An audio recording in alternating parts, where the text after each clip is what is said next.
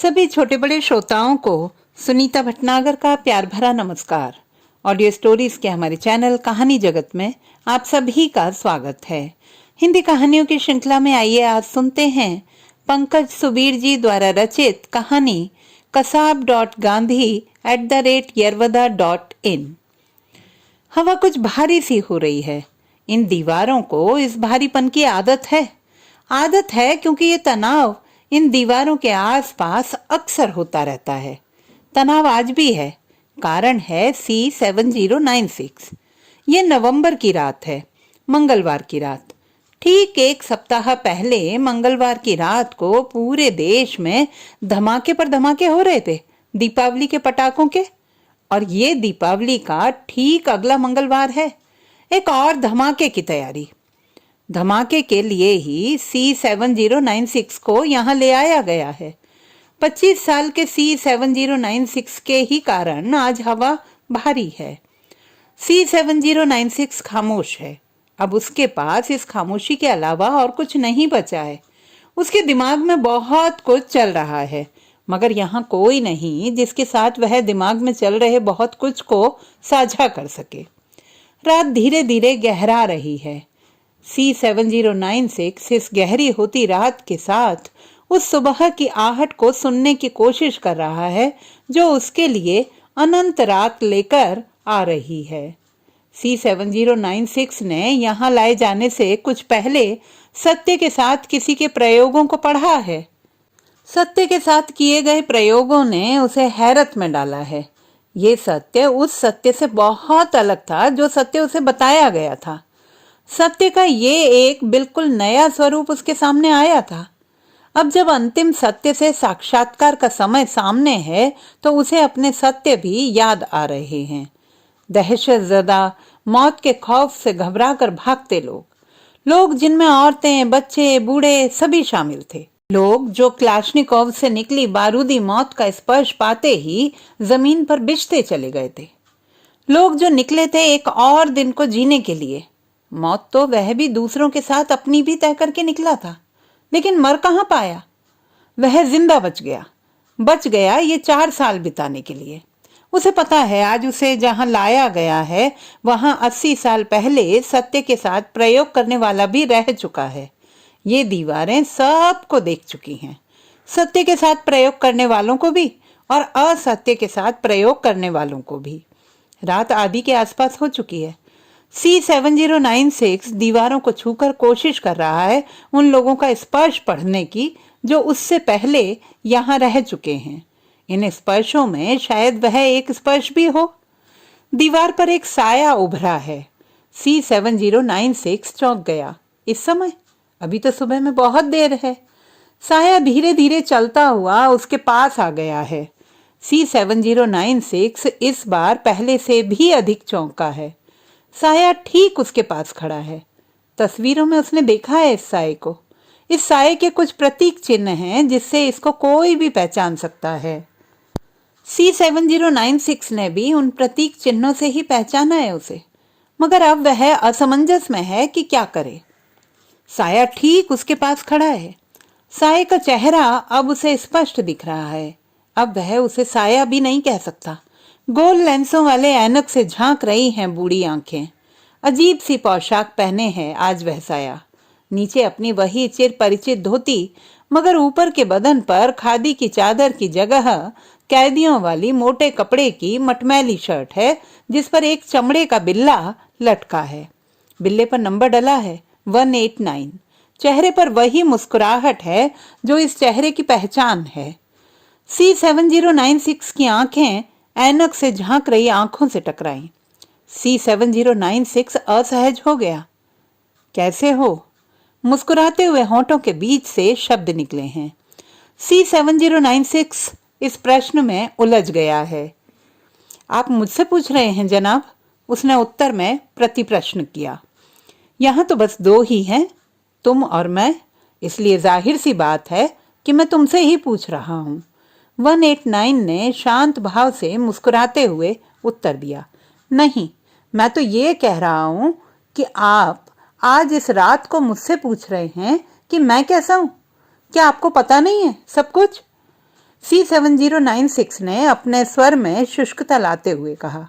उसके कहते ही 189 की मुस्कुराहट कुछ कम हो गई। आंखों में जो सितारे टिमटिमा रहे थे वह भी कुछ मंद से पड़ गए। 189 ने अपने पोपले मुंह में हवा को चबाया, हाथों में पकड़ी लाठी को धीरे से दीवार से टिका दिया और जमीन पर बैठने का उपक्रम किया। C7096 ने देखा तो वह मदद करने के लिए बढ़ा। नहीं नहीं, मैं बैठ जाऊंगा, अभी मैं इतना भी बूढ़ा नहीं हुआ। कहते हुए 189 ने जमीन पर घुटने मोड़कर बैठने का अपना चिर परिचित पोज ले लिया। घुटनों से ऊपर तक की धोती में से पिंजर के समान 2 पैर बाहर निकल आए थे। 189 ने मुस्कुराहट के साथ C7096 को देखा। C7096 जो अब तक 189 के सारे उपक्रमों को देख रहा था, अचानक नजरें मिलते ही सकपका गया। उसकी सकपकाहट को देखकर 189 की मुस्कुराहट कुछ और गहरी हो गई। पूछना तो आज ही पड़ेगा ना कि तुम कैसे हो? आज ही? 189 ने दूसरी बार आज ही को कुछ जोर लगाकर कहा। C7096 ने कोई उत्तर नहीं दिया। वह उसी प्रकार से चुपचाप खड़ा रहा। 189 ने मुड़े हुए घुटने पर रखी कमर से लटक रही हाथ घड़ी को सीधा करके टाइम देखा। घड़ी को देखते ही आंखों में चिंता के भाव लहराए। होंठों ही होंठों में कुछ बुदबुदाहट हुई। क्या हुई ये C7096 को सुनाई नहीं दिया। तुमने बताया नहीं कैसे हो? 189 ने बहुत प्रयास किया उच्चारण को ठीक रखने का, लेकिन कैसे के स्थान पर कैसे ही निकला। अच्छा हूं, C7096 ने सपाट सा उत्तर दिया। अच्छे हो? सचमुच? 189 की इच्छा तंज करने की नहीं थी, लेकिन फिर भी C7096 को ऐसा लगा कि उस पर तंज किया गया है। क्यों? क्यों अच्छा नहीं हो सकता? ऐसा क्या हो रहा है जो अच्छा नहीं महसूस करूं? C7096 कुछ तैश में आ गया उस तंज को महसूस करके। मेरा मतलब वह नहीं था।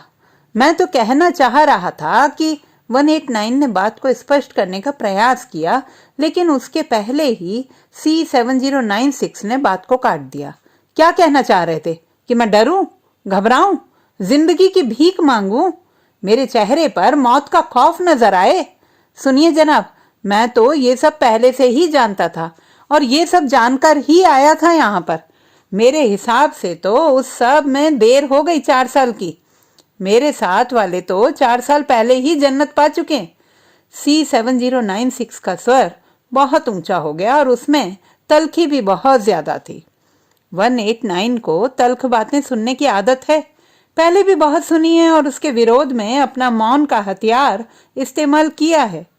189 ने घुटने को कुछ और मोड़ा और अपने उल्टे हाथ की पूरी हथेली को फैलाकर फर्श पर टिका दिया, इस प्रकार कि शरीर थोड़ा सा एक तरफ झुक जाए। ये 189 की विरोध में जाने की अपनी मुद्रा है। इसके बाद कोई हलचल नहीं हुई। C7096 इंतजार में था कि 189 की तरफ से कोई उत्तर आएगा। 10 मिनट, 15 मिनट समय बीत रहा है।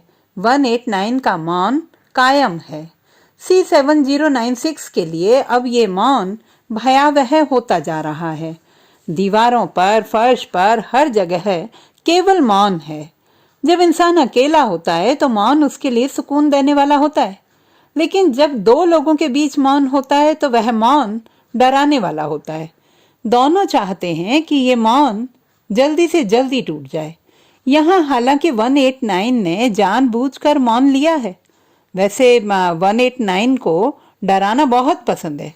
डराना अपने तरीके से, कभी चुप रहकर तो कभी भूखे मरकर, तरह तरह से डराना। मुस्कुराओ तो भी किसी किसी को डर लगे। यहाँ भी मौन पसर गया है 189 का विश्व प्रसिद्ध, विख्यात और कुख्यात मौन। C7096 सब झटपटा रहा है। अंदर ही अंदर छटपटाहट बढ़ती चली जा रही है। आपकी ये कैदियों वाली ड्रेस तो यहाँ की नहीं है। C7096 ने छटपटाहट से मुक्ति पाने के लिए एक बहुत ही निजी सा सवाल किया। ये 189 ने अपनी शर्ट पर हाथ फेरा और फिर नंबर वाले बिल्ले को उंगली और अंगूठे से पकड़ लिया। ये यहाँ की नहीं है, साउथ अफ्रीका की है। जब मैं पहली बार जेल गया था तब की है। मगर यहाँ ये ड्रेस? C7096 ने पूछा था। ड्रेस तो एक ही रहती है, जेलें बदलती रहें मगर कैद तो वही रहती है। जब हम पहली बार इस ड्रेस को पहनते हैं तो ये हमसे चिपक जाती है, फिर ये उतरती नहीं है। कैदी होना आपको भले ही अवस्था लग रही हो, किंतु वास्तव में वह एक व्यवस्था है। इस अवस्था और व्यवस्था के अंतर को समझ जाओगे तो मेरी इस साउथ अफ्रीका की ड्रेस के बारे में भी जान जाओगे। 189 ने अपनी मुस्कुराहट को कुछ गहरा कर लिया है। मुस्कुराहट के चलते C7096 एक बार फिर से अपने आप को असहज महसूस कर रहा है। उसको इस प्रकार की मुस्कुराहटों की आदत नहीं है। आप यहाँ, मेरा मतलब है आप यहाँ ही रहते हैं क्या? मैंने तो सुना था कि आप वहाँ राजधानी में। C7096 मौन को तोड़ने के चक्कर में गड़बड़ा रहा है। जो कुछ भी पूछना चाह रहा है वह पूछ नहीं पा रहा है। 189 के मौन का खौफ ही ऐसा है। C7096 बात को दूसरी तरफ मोड़ना चाह रहा है, अनौपचारिकता की ओर, ताकि असहजता और तल्खी कम हो सके और इस बहाने 189 का मौन भी टूट जाए। 189 ने उसी मुद्रा में बैठे हुए सिर उठाकर C7096 को देखा। अपने अनुभव से 189 ने अनुमान लगा लिया कि मौन का मिशन पूरा हो चुका है। अब मौन तोड़ा जा सकता है। बैठ जाओ, कब तक खड़े रहोगे? सीधे हाथ से बैठने का इशारा करते हुए कहा था 189 ने। C7096 यंत्र चलित सा उस इशारे पर कार्य करता हुआ सामने दीवार से टिक कर बैठ गया। मौन का मंत्र काम कर गया है। 189 ने अपनी बात को मनवाने के लिए, चीजों को अपने पक्ष में करने के लिए हमेशा इस मंत्र का प्रयोग किया है। एक दो बार को छोड़कर यह मंत्र हमेशा कारगर रहा है। हाँ, ये बात अलग है कि एक दो बार जब इस मंत्र ने काम नहीं किया, वह तब की बात है जब इस मंत्र का काम करना सबसे जरूरी था। श्रापित कर्ण की ही तरह 189 का मौन का मंत्र ठीक उस समय विफल हुआ जब इसका सफल होना सबसे ज्यादा जरूरी था। अब दोनों एक दूसरे के ठीक सामने आमने बैठे थे। 189 ने मौन तोड़ दिया है, लेकिन कोशिश है कि C7096 उस मौन की दहशत से बाहर ना निकल पाए, इसलिए ताकि आने वाली बातचीत में ये दहशत कायम रहे। C7096 को यह एहसास रहे कि ये मौन कभी भी दोहराया जा सकता है। मैं तो यही हूं तब से ही। राजधानी में मेरे लिए बचा ही क्या था जो मैं वहां रहता? तुम्हारी तरह मैं भी 4 साल पहले से ही यहां आना चाह रहा था। 4 साल पहले से, तब से जब से यहां से मैं उन दोनों को खोकर लौटा था अकेले। मैं यहां से जाना नहीं चाहता था। दोनों तो यहीं सो रहे थे, उनको छोड़कर कैसे जाता? मगर काम अधूरा था, बल्कि काम पूरा होने पर तब दूसरों को मेरी जरूरत थी, खुद से भी ज्यादा। और फिर यहाँ तो आना ही था, आज नहीं तो कल। 189 ने इस बार स के स्थान पर श के उच्चारण को रोकने की कोशिश नहीं की। 189 के कुछ अक्षरों के उच्चारण मिश्र होते हैं। जैसे स कई बार स ही रहता है तो कई बार श या श भी हो जाता है। त में ट का, ध में ढ़ का, द में ड का मिश्रण भी कई बार होता है। इन सब के चलते कई बार 189 के बोलने पर ऐसा लगता है कि हिंदी फिल्मों में कोई पारसी पात्र संवाद बोल रहा है। 189 ने जो कुछ कहा उन बातों में पहेलियां बहुत ज्यादा हैं। इन पहेलियों का अर्थ तलाशने के लिए इतिहास को टटोलना होगा। C7096 को भी कुछ समझ में आया, कुछ नहीं आया, इसलिए वह चुप ही रहा। पहले 32 में और फिर 42 में आया था मैं इधर। 32 में तो मैं इधर ही रहा था, सेंट्रल जेल में, मगर 42 में इधर नहीं उधर रहा था, महल में। सेंट्रल जेल और आगा खां महल दोनों इधर ही है, यरवदा में, जरा से फासले पर। तभी तो मैं इधर से उधर आता जाता रहता हूँ। 189 ने हाथ से एक दिशा में इशारा करते हुए कहा, महल की दिशा में। और मैं 12 में आया हूँ, 32, 42 और 12। दिलचस्प है ना ये? C7096 ने बात में से बात निकाली।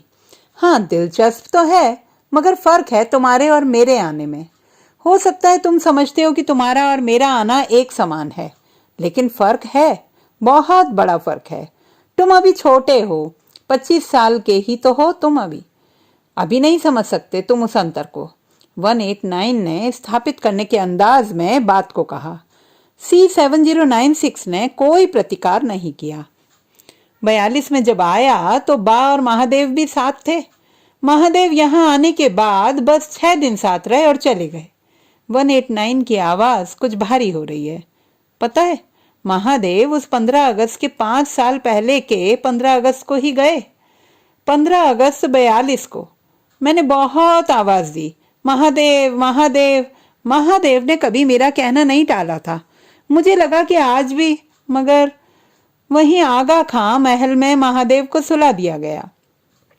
189 ने स्वर में किसी भी प्रकार की भावुकता आने की संभावना को बरबस रोक रखा है।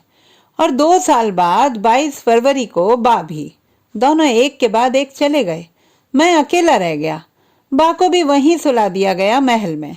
मेरे दोनों हाथ वहीं सो रहे हैं। कुछ उधर ऐसा मंदिर जैसा बना दिया है दोनों की याद में। मैं जब जेल से निकला तो बिना हाथों के निकला था। तब तक बाहर भी बहुत कुछ बदल गया था। 44 में यहाँ से रिहा होकर राजधानी गया और राजधानी से भी जब 48 में रिहा हो गया तो वापस यहाँ चला आया। राजधानी में मेरा कोई काम बाकी नहीं रह गया था और राजधानी के लिए भी मैं किसी काम का बाकी नहीं रह गया था। बस 4 साल में वापस आ गया। उन दोनों के ही कारण मैं इधर रहता हूँ, नहीं जाता और कहीं। 189 ने आखिरी वाक्य लगभग बुदबुदाते हुए कहा। जब वह मर गईं तब आपको उनकी कीमत पता चली? C7096 ने बहुत देर बाद एक छोटा सा वाक्य कहा। बूढ़ी ऐनक ने प्रश्न की आंच को महसूस करके नजर उठाई और C7096 की आंखों में आंखें डाली। इस बार C7096 सहज बना हुआ था। अब वह व्यक्तित्व के प्रभामंडल से बाहर आ चुका था। 189 को C7096 की आंखों में बरसों पुरानी आंच महसूस हुई। बरसों पहले एक आंख पर लेंस लगाए किसी की आंख में भी यही आंच थी। 189 को इन सब की बहुत आदत है। नहीं, मुझे पहले से पता थी बा की कीमत, तभी तो मैं भी उनको बा कहता था। 189 का स्वर आश्चर्यजनक तरीके से हल्का सा कांप गया। ये कंपन C7096 को पता नहीं चला। तभी आपने पूरी जिंदगी उनको नजरअंदाज किया। C7096 ने एक छोटा सा बड़ा वाक्य कहा। नहीं, ऐसा नहीं है। तुमको बहुत कुछ पढ़ना होगा उसको समझने के लिए। जब हम बड़े काम के लिए निकलते हैं तो परिवार पीछे छूट ही जाता है। उनको समझना ही होता है कि हमारा परिवार अब बड़ा हो गया है। अब उनको अपने हिस्से का समय दूसरों को देना ही होगा। बुद्ध हो, राम हो, कृष्ण हो या ईसा हो, चाहे मोहम्मद हो, परिवार का मोह तो छोड़ना ही पड़ता है। किसी न किसी को तो छोड़ना ही पड़ता है। 189 ने बात को अपने ट्रैक पर ही रखने के लिए उत्तर दिया। दीवारों के बाहर रात है, मगर सन्नाटा नहीं है। यहाँ रात को सन्नाटा नहीं होता। आज तो वैसे भी सन्नाटे की रात नहीं है। उस सब से ठीक पहले की ये रात सन्नाटे की हो भी कैसे सकती है? छोड़ना ही पड़ता है परिवार वालों को हमारा मोह भी। नहीं तो आधी रात को सोती हुई पत्नी को छोड़कर सत्य की खोज में जंगल जाने वाले से कौन सहमत होगा भला? 189 ने ये बात बहुत धीमे स्वर में कही। इसके बाद दोनों के बीच में मौन छा गया। C7096 बहुत गौर से 189 के हाथों को देखता रहा। अजान बाहु, मैंने भी तो छोड़ा अपने परिवार का मोह और इस जंगल में आ गया। C7096 ने बिना सिर उठाए हुए कहा। छोड़ आया माँ को, बाप को, बहन को और 2 भाइयों को, हमेशा के लिए। मेरी माँ को तो पता भी नहीं होगा कि मैं आज यहाँ। C7096 ने बात को बीच में ही छोड़ दिया। फर्क है, तुमने परिवार के लिए कुछ करने के लिए ही परिवार का मोह छोड़ा, देश या समाज के लिए कुछ करने के लिए नहीं छोड़ा। अगर वैसा कुछ करते तो बात ही अलग होती। 189 ने ठंडे स्वर में कहा। आपने गरीबी न देखी और न भोगी, इसलिए आपके लिए ऐसा कहना बहुत आसान है। जब घर में आपके भाई बहन भूख से बिलख रहे हों, जब आप अपने माँ बाप को गरीबी के हाथों तिल तिल कर मरते हुए देख रहे हों, तो फिर कोई देश कोई समाज याद नहीं आता। तब एक ही बात याद रहती है, भूख भूख और भूख। C7096 उत्तेजित हो गया। 6 लोगों का परिवार था हमारा, और कमाने वाले थे बस एक, और वह कमाई भी कुछ तय नहीं थी। हो गई तो हो गई, नहीं हुई तो नहीं हुई। चौथी तक पढ़ाई की और उसके बाद छोड़नी पड़ी। फिर उसके बाद कुछ नहीं था करने को। क्या करता अगर ये सब नहीं करता तो? 189 ने आक्रोश को महसूस किया और एक बार फिर से मौन को धारण कर लिया। C7096 की मुट्ठियां भिजी हुई हैं। शायद वह रो भी रहा है, शायद, लेकिन 189 को उसके रोने की आवाज नहीं आ रही है। आपने जितने भी अवतारों के नाम लिए, ये सब महलों में रहते थे। कोई भी गरीब परिवार से नहीं आया था। गरीब परिवार में जन्म लेते तो सच की तलाश में जंगल में नहीं जाना पड़ता, सच वहीं घरों में मिल जाता। C7096 रो नहीं रहा है, उसकी आवाज एकदम साफ आ रही है। मेरे पिताजी ने खुद मुझे इन लोगों के हाथ सौंप दिया था। क्या कोई पिता अपने बच्चे को खुद मौत के मुंह में दे सकता है? नहीं ना, मगर ऐसा हुआ, मेरे ही साथ हुआ। मेरे पिताजी ने खुद मुझसे कहा कि इनके साथ जाओ, अच्छे कपड़े पहनो, अच्छा खाओ, और तुम इनके साथ जाओगे तो परिवार को भी पैसे मिलेंगे। पैसे मिलेंगे तो तुम्हारे भाई बहन भी अच्छी जिंदगी जी सकेंगे, अच्छे घरों में उनकी शादी हो सकेगी। 189 ने अपना लंबा हाथ बढ़ाकर C7096 के कंधे पर रख दिया। उस छुअन में कुछ अजीब सी शिफा थी, जिसे महसूस करते ही C7096 ने चेहरा उठाया। 189 ने अपनी आदत के अनुसार हवा को चबाया और फीकी सी मुस्कुराहट दी। तुम चौथी तक पढ़ने के बाद सीधे इन लोगों से जुड़ गए थे? 189 ने मुलायम से स्वर में प्रश्न किया। नहीं, एकदम से नहीं। पहले मैंने अपने गांव में ही मजदूरी की, मगर कुछ नहीं हुआ। बाद में मैं शहर चला गया काम की तलाश में, मगर वहां से भी वापस आना पड़ा। C7096 ने उत्तर दिया। 189 ने अपने हाथ से उसके कंधे को 2 बार थपथपाते हुए हाथ को वापस अपनी गोद में रख लिया। यही मैं कहता था, यही कहता था कि जब तक गांवों में विकास की रोशनी नहीं पहुंचेगी, तब तक आजादी अधूरी रहेगी। शहरों को तो वैसे भी कोई विशेष फर्क नहीं पड़ता है कैद या आजादी से। असली गुलामी तो गांवों में है, और वह गुलामी तो आज तब भी है वैसी की वैसी ही। मैं सोचता था कि आजादी के साथ ही असमानता की ये कहाई कम होगी।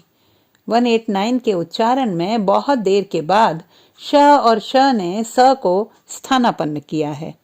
किस आजादी की बात कर रहे हो आप? कौन सी आजादी आई? आपके ही देश में आजादी कैसी आई ये सब ने देखा है।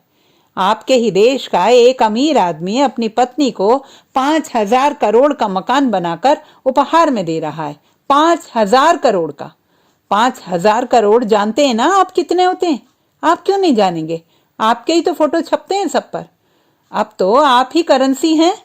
5,000 करोड़ में कितने घरों के चूल्हे कितने दिनों तक जल सकते हैं, ये जरा निकाल कर देखिए। आप खाई की बात करते हैं जनाब, अब कोई खाई वाई नहीं है। अब तो जमीन और आसमान का अंतर है। खाई तो पाटी भी जा सकती थी, मगर जमीन और आसमान के बीच का अंतर कैसे पाटोगे? C7096 आक्रामक हो गया है। 189 को करेंसी कहकर उसने शर्मिंदा करने का प्रयास किया। 189 ने कोई उत्तर नहीं दिया, बस एक बार गहरी नजरों से उसकी आंखों में आंखें डालकर देखा। उसके बाद एक बार फिर से अपनी जेब घड़ी को पलटकर समय देखा। मेरे पिताजी ने मेरी आंखों में आंखें डाले बगैर कहा था कि बेटा हम बहुत गरीब हैं, तुम इनके साथ जाओगे तो हमारे घर में खाना होगा, पहनने को कपड़े होंगे। C7096 ने 189 को मौन देखकर कहा। और तुम्हारी माँ, उन्होंने क्या कहा? 189 ने प्रश्न किया। गरीब घरों में माएं कुछ नहीं बोलती हैं, वह बस रोती हैं, हर बात पर बस और बस रोती हैं।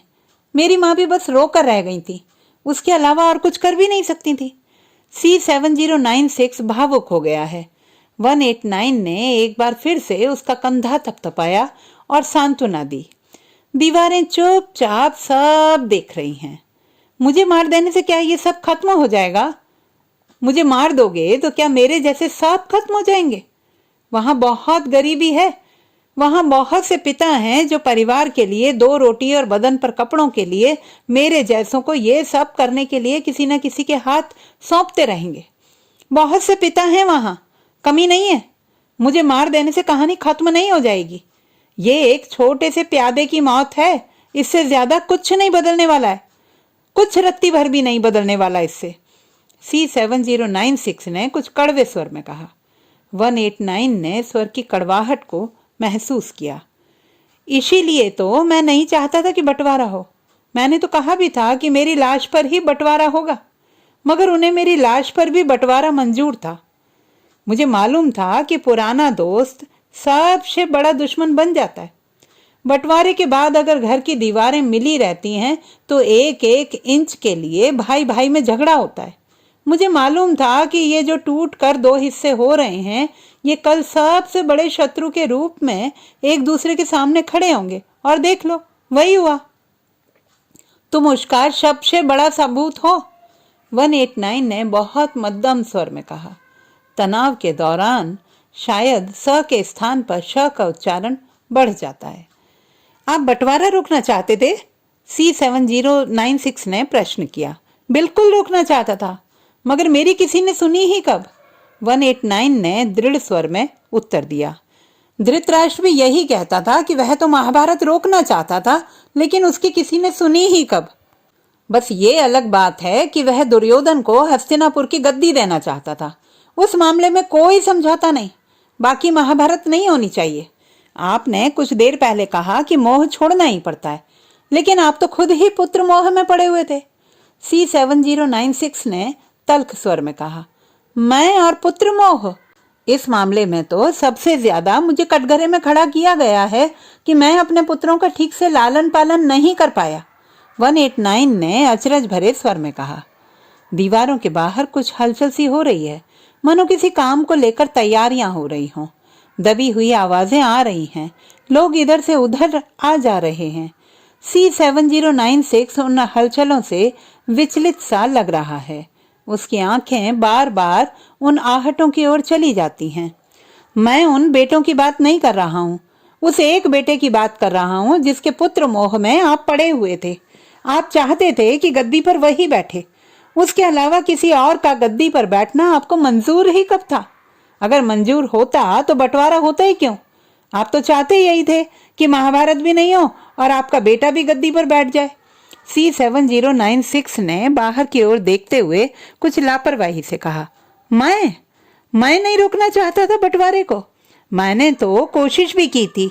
मैं तो वह पत्र लेकर भी गया था कि जो गद्दी पर बैठना चाहता है उसे गद्दी दे दो, पर यह बंटवारा रोक दो। पर मेरी किसी ने सुनी ही कब? मैं तो हारा हुआ वह पत्र वापस लेकर वापस आया था। मेरे हाथ से सब कुछ निकल गया था। वह लोग किसी भी कीमत पर आजादी चाहते थे, किसी भी कीमत पर, और बंटवारा भी उस कीमत में शामिल था, 189 ने कुछ थके हुए स्वर में कहा। C7096 गौर से 189 को देख रहा है। 189 के चेहरे पर एक अजीब सी उदासी है।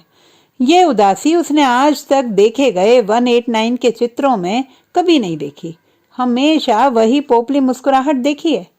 महान होने का ये भी एक खतरा है। आपकी हंसी, आपकी मुस्कुराहट ही परोसी जाती है, आपकी उदासी को हमेशा छुपा कर रखा जाता है। महान लोग, अवतार लोग भला उदास कैसे हो सकते हैं? वह अगर उदास होंगे तो लोगों का भ्रम ही टूट जाएगा। उदास लोग तो आपकी उदासी का हल इनके पास ही ढूंढने आते हैं। अगर यही उदास रहे तो कौन आएगा इनके पास? C7096 के पास 189 द्वारा कही गई बात का एक और कड़वा उत्तर है, बहुत कड़वा उत्तर। मगर 189 की उदासी उसे परेशान कर गई है। न जाने क्यों वह 189 को और उदास नहीं करना चाहता है। मगर आप चाहते तो सब हो सकता था। ऐसा नहीं था कि आपके हाथ से सब कुछ निकल ही गया था। लोग अभी भी आपके साथ थे, लोग आपकी बात मानते थे, सुनते थे। अगर आप उस पत्र को लेकर सड़क पर उतर आते, लोगों के पास जा जाकर समझाते, तो क्या लोग आपकी बात नहीं सुनते? बिल्कुल सुनते। मगर आप कहीं ना कहीं पुत्र मोह में पड़ गए थे, अपने मानस पुत्र के मोह में।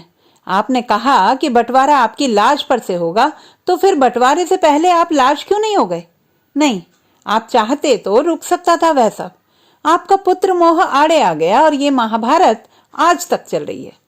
C7096 ने बहुत कोशिश की कि वह कुछ कड़वा नहीं कहे, मगर ये बीतता हुआ समय उसे बता रहा है कि समय की रेत तेजी से उसके हाथ से फिसल रही है और तेजी से बहता हुआ समय उसके हिस्से के पलों को चुरा रहा है। बस कुछ ही समय रह गया है शायद, इसीलिए वह सब कुछ बोलने में लगा है। 189 ने इस बार C7096 की बात का कोई उत्तर नहीं दिया। रोक सकते थे आप उस सबको, लोग आपकी बात मानते थे, बुदबुदाते हुए कहा C7096 ने। मैंने कहा था कि अगर ये लोग उस पत्र की बात मान लें तो बाद में लोगों को वह बात मनवाने के लिए मैं देश के कोने कोने का दौरा करूंगा, उस पत्र को सारे देश से मनवा कर रहूंगा। लेकिन उसके लिए जरूरी था कि मेरे अपने पहले उस पत्र की बातों को स्वीकार करें। जब उन्होंने ही स्वीकार नहीं किया तो फिर मेरे पास बचा ही क्या था, सिवाय इसके कि उस पत्र को वापस ले जाकर लुइस को जैसा का तैसा सौंप दूं, अपनी हार को स्वीकार कर लूं कि मैं नाकाम रहा। अब आपको जो करना हो वह आप कर लीजिए। अब मेरे हाथ में कुछ भी नहीं है, मेरे हाथ में कुछ रहता भी कैसे? उनकी पार्टी को तो मैं 34 में ही छोड़ चुका था, मुझे वह सब कुछ रास ही नहीं आया था, इसीलिए छोड़ दिया था। 189 ने इतने धीमे स्वर में कहा मानो स्वयं से ही बातें हो रही हों, वहां कोई दूसरा कोई सुनने वाला ना हो। पता है हमको क्या बताया जाता है? हमें बताया जाता है कि बंटवारे के समय उधर के लोगों ने हमारा हक मार लिया था, इसीलिए हमारे यहाँ इतनी गरीबी है। हमें कहा जाता है कि जाओ और वहां से अपना हक लूट लाओ। मुझसे भी यही कहा गया था, C7096 ने कहा। आज तक कोई ऐसा बंटवारा नहीं हुआ है जिसमें बड़े भाई को ये इल्जाम नहीं झेलना पड़ा हो कि उसने छोटे भाई का हक मारा है। बेईमानी का आरोप हमेशा बड़े के ही सिर आता है। आज तक कभी किसी ने ऐसा नहीं कहा कि बंटवारे में छोटे भाई ने बड़े भाई का हक मार दिया है। बड़े होने के अपने दुख हैं। हर असफल समाज अपनी असफलता के लिए बाहर कारण ढूंढता है ताकि वह बता सके कि उसकी असफलता उसके कारण नहीं है। ये समाज जो हमने बनाया ये असमानता पर आधारित है। यहाँ अमीर दिन ब दिन अमीर हो रहा है और गरीब दिन ब दिन गरीब हो रहा है। जिस गरीबी की तुम बात करते हो ना, वह गरीबी तो यहाँ भी है, उतनी या उससे भी ज्यादा। तुम्हारे पास समय नहीं है, नहीं तो मैं तुमको अपना देश दिखाता, यहाँ की गरीबी दिखाता। मैंने घूम घूम कर देखा था अपने देश को, यहाँ की गरीबी को। यहाँ सब कुछ वैसा नहीं है जैसा दिखाया जाता है।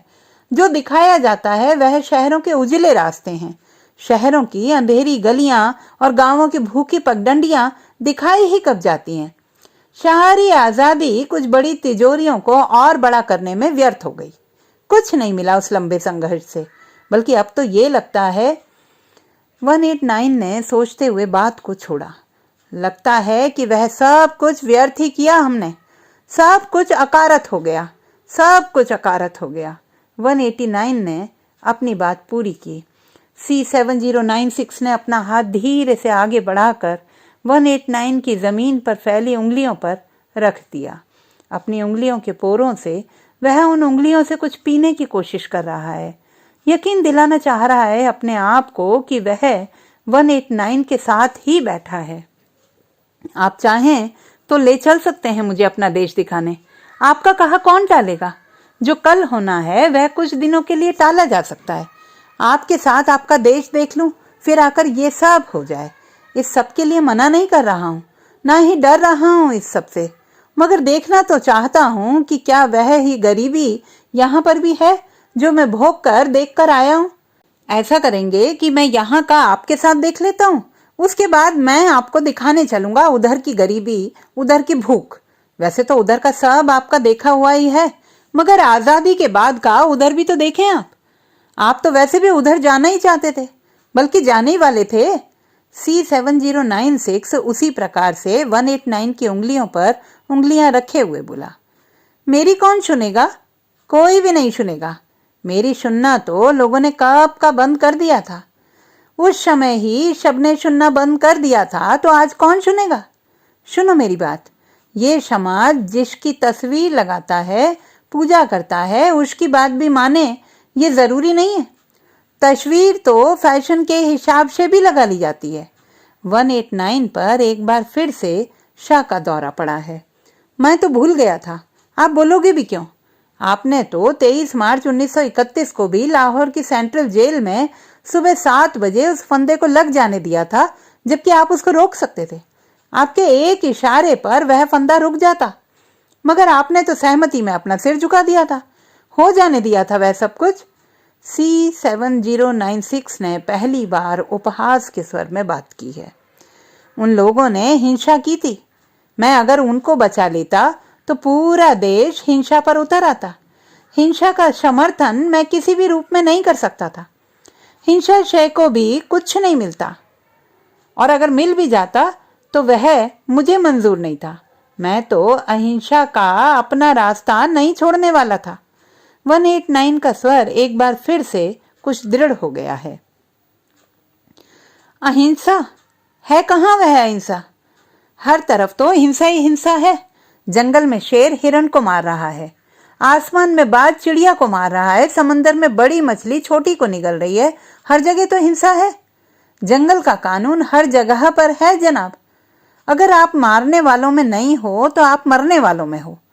फैसला तो आपको ही करना है कि आप किस तरफ रहना पसंद करोगे। इस दुनिया को जंगल की ही तरह बनाया गया है, जिसमें जिंदा रहने के लिए हिंसा करनी ही पड़ेगी। बिना हिंसा के काम नहीं चलने वाला। C7096 के स्वर में उपहास का पुट अभी भी पहले की ही तरह है। ठीक है, मगर मेरे अपने सिद्धांत हैं। मैं हिंसा का समर्थन नहीं कर सकता था। उन लोगों ने हिंसा की थी तो उनको उसकी सजा मिलनी ही थी। मैं क्यों उनको बचाने सामने आता? और मेरे बचाने से क्या वह लोग बच जाने वाले थे? 189 ने उपहास को महसूस कर अपने स्वर को और दृढ़ कर लिया है, और इसीलिए आपने 23 मार्च 1931 के ठीक 18 दिन पहले 5 मार्च को वह समझौता कर लिया। ठीक 18 दिन पहले। क्या यह आपकी एक चाल नहीं थी? उस समझौते में यह बात शामिल थी कि सभी राजनीतिक कैदी छोड़ दिए जाएंगे, तो फिर उसको वैसा ही रहने देना था। उस बात में यह बात क्यों जोड़ी गई कि सभी राजनीतिक कैदी छोड़े जाएंगे सिवाय उनके जो हिंसा के मामलों में दोषी हैं? इस एक लाइन को जोड़कर आपने 23 मार्च को तय नहीं कर दिया था? हिंसा के दोषी तो बस वह ही थे ना जो आपकी विचारधारा के नहीं थे। आपके समर्थक तो सब अहिंसावादी थे। आपने समझौता करके अपने सारे समर्थकों को बचा लिया, और जो आपके विरोधी थे, जो आपकी अहिंसावादी विचारधारा नहीं मानते थे, उन सबको आपने लटकवा दिया। उस समझौते से सब कुछ तो आपको ही मिला ना। आपकी पार्टी पर से बैन हट गया, आपके लोगों की संपत्तियां वापस हो गईं। लोग यूं ही तो नहीं कहते कि आप बहुत शातिर थे। C7096 ने लंबी बात कही। बाहर की हलचल अब कुछ और बढ़ गई है। लोगों की बातचीत अब कुछ ऊंचे स्वर में हो रही है। फर्श पर इधर से उधर जाते हुए जूतों के स्वर भी रह रह कर आ रहे हैं। मैंने कहा ना, अहिंसा मेरा सिद्धांत था और रहेगा। मैं हिंसा के समर्थन में कभी भी कुछ भी नहीं कर सकता था। न तब कुछ कर सकता था, न अब कुछ कर सकता हूँ। जो भी जब भी किसी भी प्रकार की हिंसा करता है तो उसको इस हिंसा का परिणाम भुगतने के लिए तैयार भी रहना चाहिए। 189 ने लंबी बात से पूरी तरह से अप्रभावित रहते हुए अपनी बात कही। जिन राम का नाम हमेशा आपके मुंह पर रहा, मरते समय भी आपने हे राम कहा, वह राम तो हिंसा के समर्थक थे। वे तो अहिंसा में विश्वास ही नहीं रखते थे। कितना बड़ा हिंसक युद्ध लड़ा था आपके राम ने। तो फिर आप जैसा अहिंसा का पुजारी हर समय उनके नाम को अपने मुंह पर क्यों रखता है? उनकी हिंसा क्या आपको हिंसा नहीं लगती? और जिस गीता को आप हमेशा अपने साथ रखते हैं वह क्या है? सबसे बड़ी हिंसा को शुरू करने से पहले दिया गया भाषण। एक योद्धा जो अहिंसा के पक्ष में जाने के लिए अपने हथियार फेंक रहा है, उसे फिर से हिंसा के पक्ष में करने के लिए जो कहा गया वह ही तो गीता है। आप तो अच्छी तरह से जानते हैं कि वह युद्ध मानव के ज्ञात इतिहास की सबसे बड़ी हिंसा थी। उस हिंसा के शुरू होने के ठीक पहले उस हिंसा को शुरू करवाने के लिए जो कुछ कहा गया आप उसे हमेशा अपने साथ रखते हो और बात अहिंसा की करते हो। C7096 कुछ और आक्रामक हो गया है। 189 ने कोई उत्तर नहीं दिया। एक बार आदत के अनुसार हवा को चबाया जिससे कमरे में चप चप की आवाज गूंजी। असहज प्रश्न पर उत्तर देने से बचने का अपना तरीका। और आप ही क्या रोक पाए उस हिंसा को जो बढ़ती हुई 2 कौमों के 10 लाख लोगों की जान ले गई? कितने बेघर हुए, कितने लापता हुए, उनकी तो कोई गिनती ही नहीं। उस हिंसा के बाद आई आजादी को भी तो आप सबने स्वीकार ही किया ना। आतिशबाजियां की, ढोल धमाके से स्वागत किया उस आजादी का। 189 के हवा चबाने की क्रिया से C7096 उत्तेजित हो गया और कुछ तीखे स्वर में बोला। 189 ने एक बार फिर से कोई उत्तर नहीं दिया। मुड़े हुए घुटने पर रखे दूसरे हाथ में हल्की सी जुम्बिश हुई, बस और कुछ नहीं। दोनों के बीच एक बार फिर से मौन पसर गया और एक बार फिर C7096 ने मौन तोड़ा। और वह हत्यारा जिसने हजारों बेगुनाहों की हत्याएं की, वह हथियारों का दलाल, उसकी हिंसा आपको दिखाई नहीं दी? वह खूनी भेड़िया जब 6 साल पहले आपके देश आया तो अपने खून सने पंजों और ताजा मांस के लोथड़ों से भरी दाढ़ों के साथ आपकी समाधि पर भी आया था। आज वह दुनिया का राजा है तो उसकी हिंसा जायज है। आपका देश उसके खून से सने पंजों के स्वागत में लाल कालीन की तरह बिछ जाता है। आप वहां समाधि में सोए पड़े उसको देखते रहे, उसके खून से सने फूल स्वीकार कर लिए। वह अपने समय का सबसे बड़ा युद्ध अपराधी है। उसको आपके ही देश ने निमंत्रण दिया था आपकी समाधि पर आने का। 2 मार्च 2006 के उस काले गुरुवार को आपकी समाधि, आपकी अहिंसा, आपके सिद्धांत सब नापाक हो गए, अपवित्र हो गए। उस हत्यारे के फूल स्वीकार करने के बाद कुछ नहीं बचा जिस पर आप नाज कर सकें। C7096 गुस्से से भरा हुआ बोलता चला गया। 189 ने सारी बातें चुपचाप सुनी। क्रोध भरी बातें सुनने की 189 को बहुत आदत है। कम से कम उसका तो विरोध किया ही जाना था। उसने जिन लोगों की हत्याएं की वह सारा खून इसी जमीन के बड़े टुकड़े का था। वह सारा खून एक ही था जिसे आप लोग आर्यों का खून कहते हो। यहां से लेकर वहां तक वह एक ही तो खून फैला है। उसका खून तो अलग था। आपको तो अपने खून के पक्ष में बोलना था। तब तो कम से कम अपनी इस अहिंसा का सिद्धांत उसके कानों में चिल्ला चिल्ला कर बोलना था। मगर कोई नहीं बोला, कुछ नहीं बोला। आप तो ये बेहतर जानते होंगे कि चुप रहना भी एक प्रकार की सहमति है और चुप रहकर आपने भी उसकी हिंसा का समर्थन किया है। इसलिए ये अहिंसा की बात करने का अब आपको या किसी और को कोई हक नहीं है। वह दुनिया के जिस भी हिस्से में चाहे, जहां भी चाहे अपनी फौज भेज दे, जिसको भी चाहे उसे मौत की सजा सुना दे। उसका बाप भी भेड़िया था और वह भी भेड़िया था। बहुत पहले उसका बाप आया था अपनी फौजें लेकर, 1 लाख बेगुनाहों को मौत की नींद सुलाकर चला गया। फिलिस्तीन से लेकर इराक तक हर जगह पर इन भेड़ियों के नाखून और दांतों के निशान हैं, मगर आपको वह नहीं दिखेंगे। C7096 ने आवाज को कुछ नीचे रखते हुए कहा। इसके बाद कुछ देर के लिए मौन हो गया। 189 ने चुप रहकर उसे बोलने का खूब मौका दिया है अपने तरीके से। जब 189 को लगा कि C7096 सब कुछ बोल चुका है, अब उसके पास कुछ और बोलने के लिए नहीं है, तो 189 ने अपने बैठने की मुद्रा को बदला। घुटनों को एक तरफ से मोड़कर दूसरी ओर कर लिया। बाहर की गतिविधियां अब और तेज हो रही हैं। थोड़ा सा पानी, 189 ने धीमे से कहा। C7096 ने तुरंत गिलास में पानी भरा और 189 की ओर बढ़ा दिया। 189 ने धीमे धीमे उस पानी को पिया, फिर गिलास को वापस बढ़ा दिया। वैसे मैं रात को कुनकुना पानी ही पीता था, पर अब तो इससे कोई फर्क नहीं पड़ता कि पानी कैसा है। अब तो किसी भी चीज से कोई फर्क नहीं पड़ता, कहकर 189 ने धोती का नीचे का सिरा ठीक किया। तब की बात और थी। तब तो सब कुछ नियम से करने की ही आदत थी, लेकिन अच्छी आदतों को जिंदगी भर बनाए रखना बड़ा मुश्किल काम है। पोपली और फीकी मुस्कुराहट 189 के चेहरे पर फैली हुई है। तुम्हारे भाई क्या करते हैं?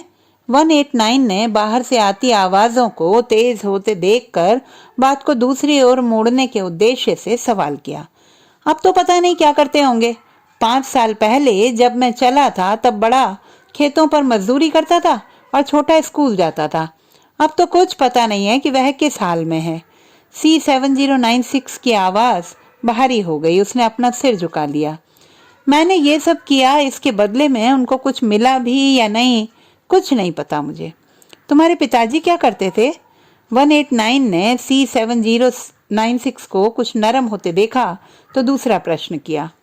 दही बड़े बेचते थे घर घर जाकर, कभी गांव में तो कभी उधर शहर जाकर, मगर मिलता कुछ नहीं था। बस जैसे तैसे काम चलता था। उसने सिर झुकाए हुए ही उत्तर दिया।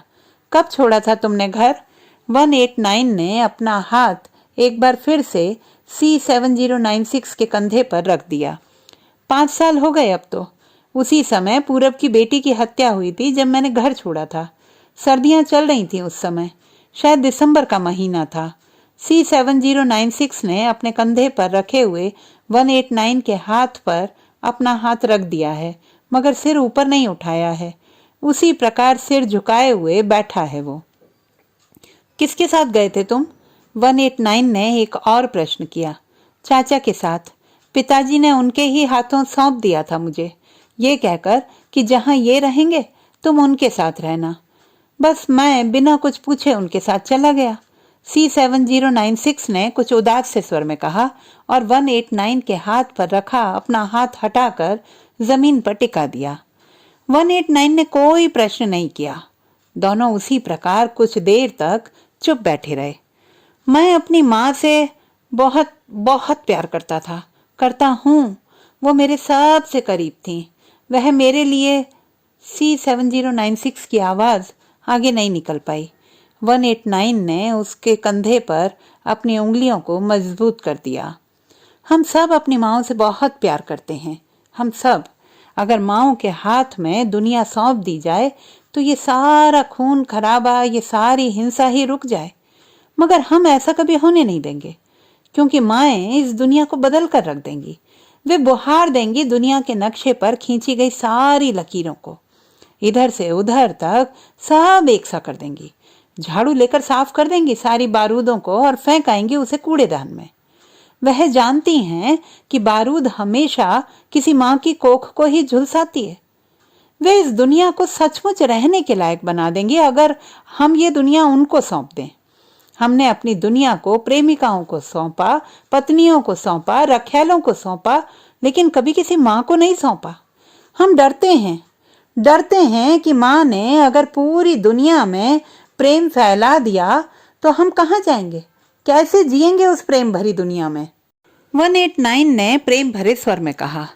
C7096 उसी प्रकार सिर झुकाए बैठा है।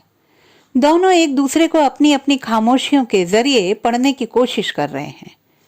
जब भी कहीं बारूद फूटती है तो सबसे पहले जो चीख उठती है वह माँ की होती है, कहीं ना कहीं किसी न किसी माँ की।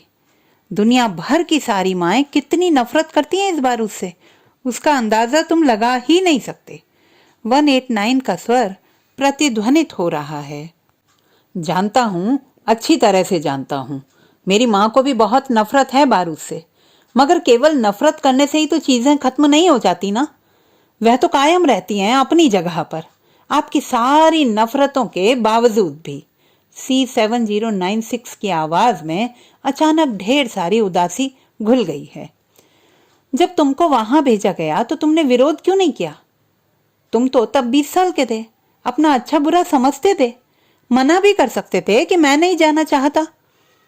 189 ने सही समय देखकर प्रश्न किया। आप जानते हैं, मैं 7 साल पहले स्कूल जाना छोड़ चुका था, 13 साल की उम्र में। उसके बाद से कुछ नहीं किया, कुछ था ही नहीं करने को। कभी मजदूरी भी की तो बस 1-2 दिन। आप बताओ, कौन मना कर सकता था उस समय? C7096 ने प्रश्न के उत्तर में प्रश्न किया। वहां जाकर भी तुमको नहीं लगा कि तुमको ये काम नहीं करना चाहिए, लौट जाना चाहिए? 189 का स्वर अब बहुत ठंडा हो गया है। लगा था, मैंने कहा भी था कि मैं ये नहीं कर सकता, मगर मेरी सुनता कौन? कहने सुनने का समय तो मैं पीछे छोड़कर आ गया था। वहां से वापस आने का कोई रास्ता नहीं था। एक ही रास्ता था जो उनके कहे अनुसार जन्नत की तरफ जाता था। उस रास्ते पर चलने के अलावा और कोई चारा था ही नहीं। वहां उन पहाड़ियों में मैं था और मेरे जैसे 20-25 और थे, गरीब भूखे लड़के। वह सब भी अपने घर को दोजख से जन्नत में बदलना चाहते थे और मैं भी। वह सब भी जानते थे कि इसके लिए हमें खुद को जन्नत में जाना पड़ सकता है, और मैं भी। उन पहाड़ियों में ही हमने बारूद से खेलना सिखलाया गया था।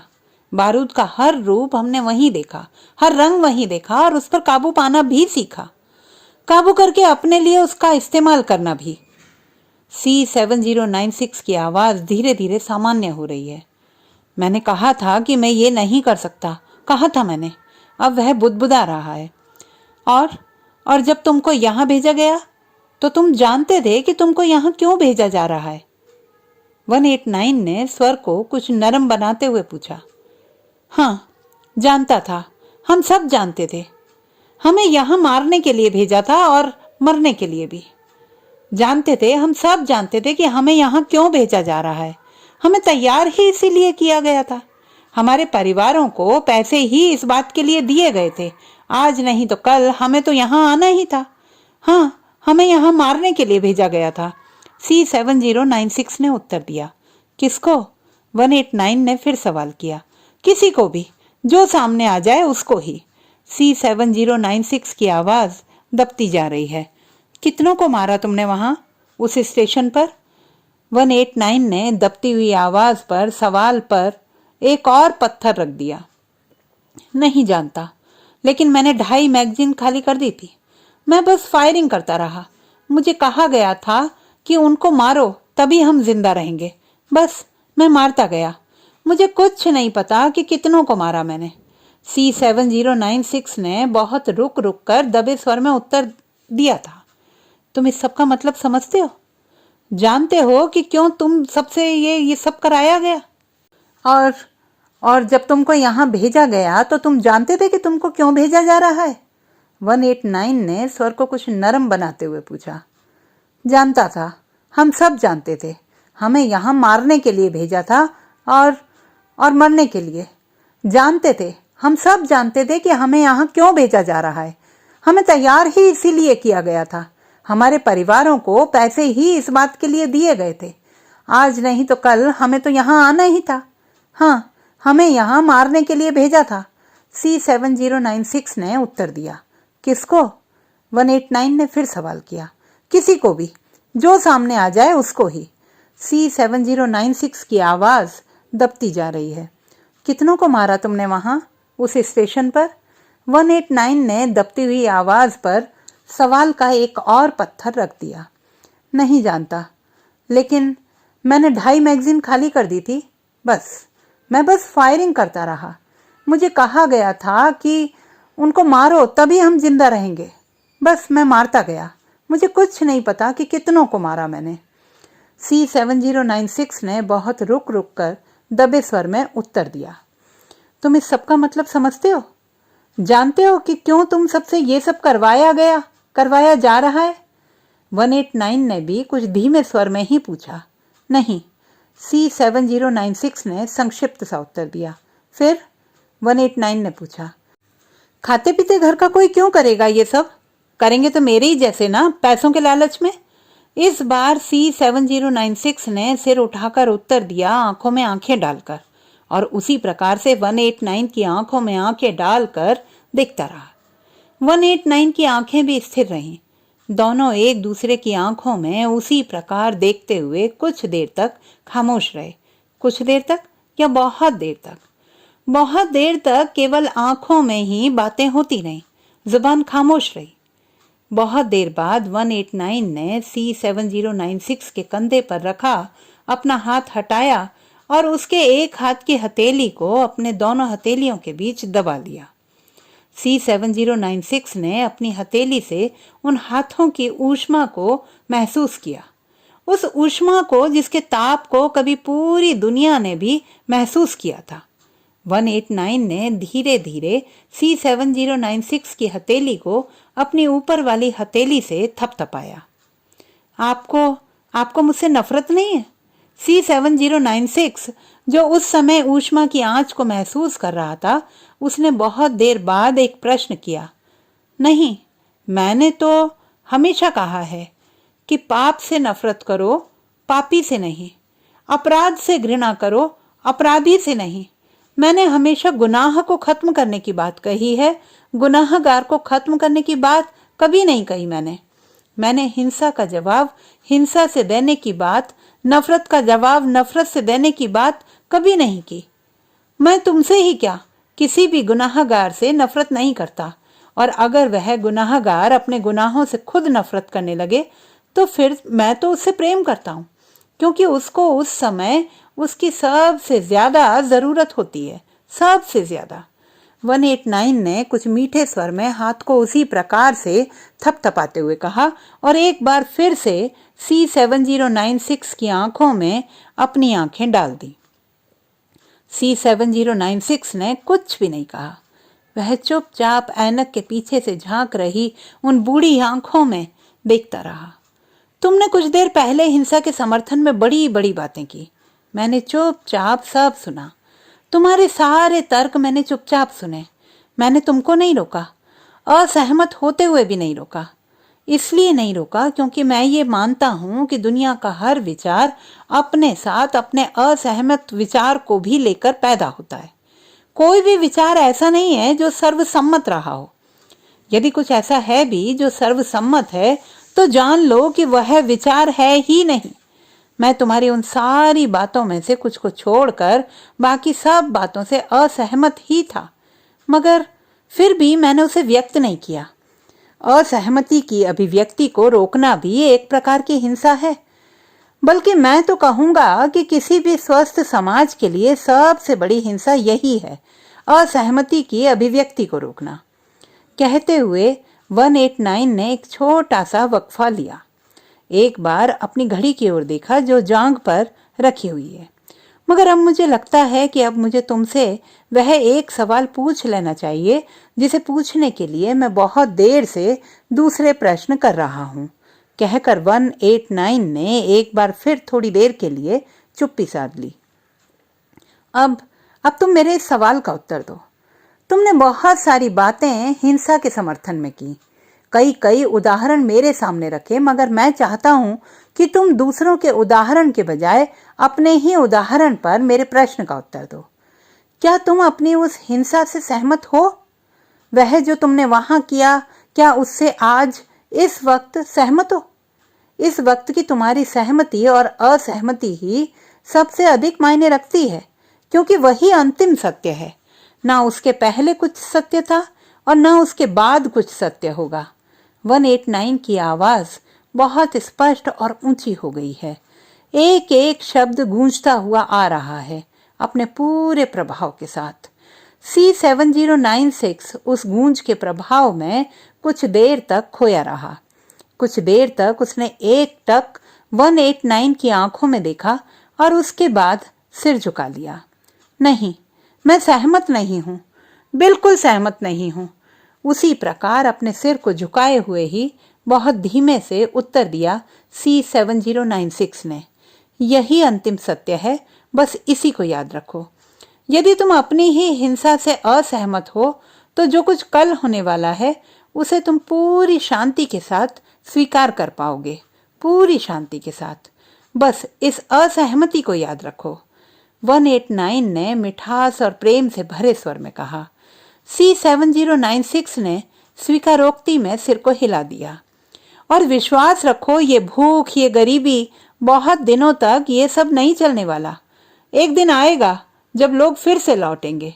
उस दिन इसी लाठी से तोड़ डालूंगा उस 5,000 करोड़ की इमारत को, उस जैसी सारी इमारतों को, और बिखेर दूंगा उनके टुकड़े इस पूरे भूखंड में, पूरे बर्रे सगीर में, वहां तक जहां तुम्हारा घर है और उससे भी आगे।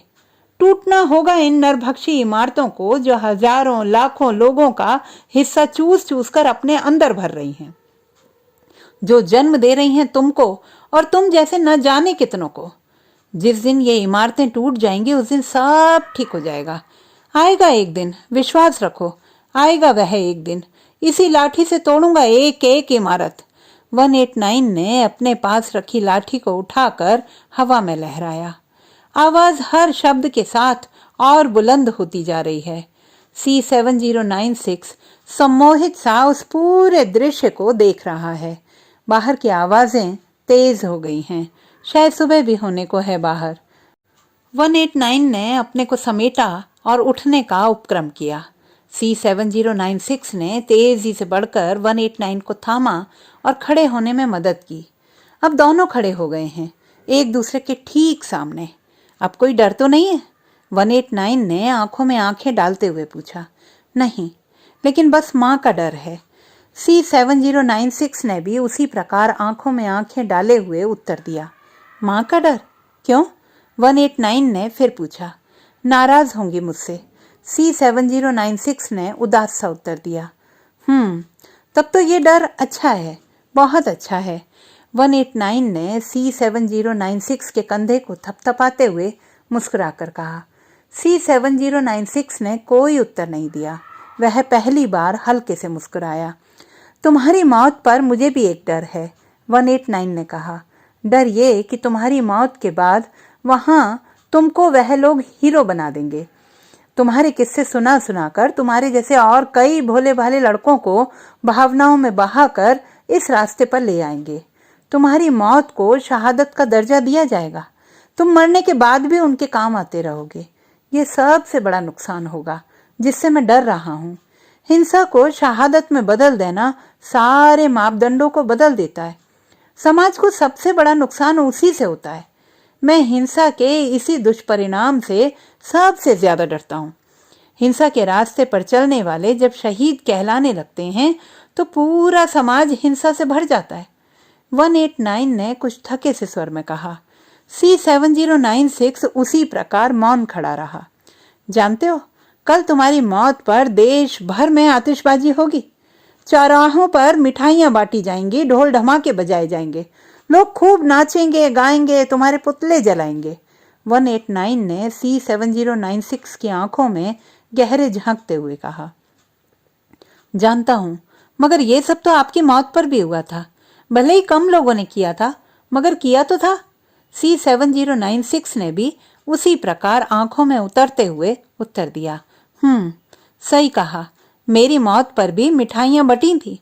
189 के स्वर में कुछ उपहास सा है, अपने ही प्रति उपहास। C7096 ने कुछ नहीं कहा, वह चुपचाप देखता रहा उस पोपले उपहास को। अच्छा, चलता हूँ, प्रार्थना का समय होने वाला है। बा इंतजार कर रही होंगी और तुम्हारा समय भी अब हो रहा है शायद। बाहर से आवाजें आ रही हैं। कहते हुए 189 ने नमस्कार में हाथ जोड़ लिए। C7096 अवाक सा खड़ा है, किंग कर्तव्य विमूढ़ सा। चलता हूँ, कहते हुए 189 ने चलने के लिए कदम बढ़ा दिए। सुनिए, 189 को थोड़ा आगे बढ़ते ही पीछे से C7096 की आवाज सुनाई दी। आवाज सुनकर कमरे के दूसरे सिरे तक पहुंच चुके 189 के कदम वहीं रुक गए।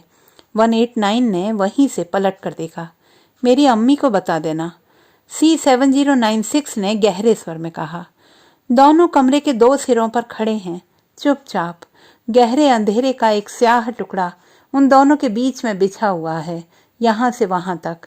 बाहर से कई सारे कदमों के जूतों में ठुकी लोहे की नालों की आवाज आ रही हैं। आवाजें जो धीरे धीरे तेज हो रही हैं, आवाजें जो कमरे की ओर बढ़ रही हैं, बढ़ती आ रही हैं।